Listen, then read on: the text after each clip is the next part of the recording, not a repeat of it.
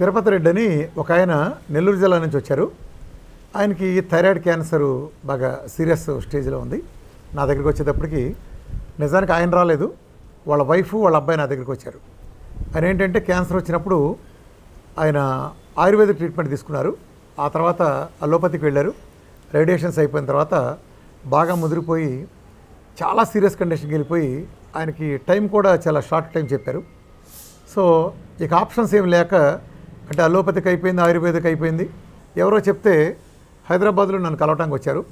నన్ను కలవటానికి ఆయన రాలేని పరిస్థితి, ఎందుకంటే మెడ దగ్గర చాలా పెద్ద గాయం. మీరు పక్కన పిక్చర్లో మీరు చూడొచ్చు. ఇంత పెద్ద గాయంతో ఆయన కదలలేని పరిస్థితిలో హోప్లెస్ స్టేజ్లో ఉన్నారు. ఆ స్టేజ్లో ఉండగా భార్యను వాళ్ళ అబ్బాయి వచ్చారు. ధైర్యం చెప్పి డైట్ ఇచ్చాను, బాగా తినాలని చెప్పాను. నేను ఏం తినాలని చెప్పానో ఆయన ఆల్మోస్ట్ దానికంటే చాలా ఎక్కువ తిన్నాడు ఆయన. చూడండి పక్కన పిక్చర్లో నా దగ్గరికి వచ్చిన రోజు కండిషన్ ఎలా ఉందో చూడండి. 2 నెలలకి ఆయనకి ఆల్మోస్ట్ 90% ఆ పెద్ద గాయం తగ్గడమే కాకుండా ఎక్కడికి వెళ్ళలేని స్టేజ్లో ఉండే ఆయన చాలా యాక్టివ్గా చలాగ్గా తయారాడు ఆయన.